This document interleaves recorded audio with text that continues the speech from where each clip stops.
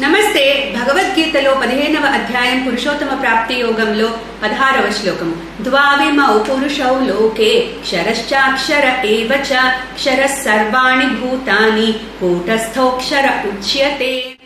So భగవానుడు ఇక్కడ చెప్తున్నారు, అర్జున, ఈ లోకంలో ఇద్దరే పురుషులు ఉంటారు. పురుషుడు అంటే ఉపాధి కలిగిన పరమాత్మ యొక్క శక్తి.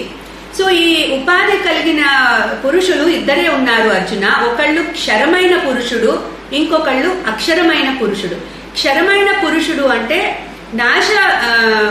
ఏదైతే నాశనం అవ్వగలుగుతుందో అది క్షరమైంది, నాశరహితమైంది అక్షరమైనది.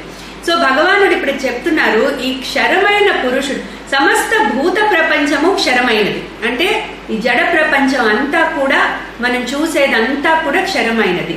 అట్లాగే కూటస్థోక్షర ఉచ్యతే. అక్షరుడు అంటే నా యొక్క మాయా శక్తిగా నువ్వు తెలుసుకో అర్జున. సో కూటము అంటే ఇక్కడ మాయ లేకపోతే మిథ్య.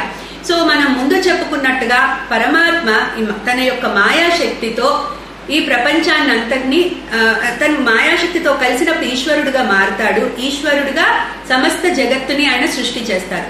సో ఆయన యొక్క మాయాశక్తే అక్షరమైన పురుషుడు అని చెప్తున్నారు. సో అది ఉపాధి కలిగిన పరమాత్మ ఈశ్వరుడు. మాయని ఉపాధిగా చేసుకున్న పరమాత్మ ఈశ్వరుడుగా చెప్పబడతాడు.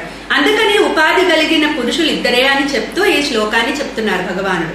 సో ఇది కూడా మేనిఫెస్ట్ అవ్వదు, బట్ మాయా అనేది ఆయన దాని యొక్క సహాయం తీసుకుంటున్నారు కాబట్టి ప్రపంచాన్ని సృష్టి చేయడానికి అది ఉపాధిగా చెప్పబడుతుంది.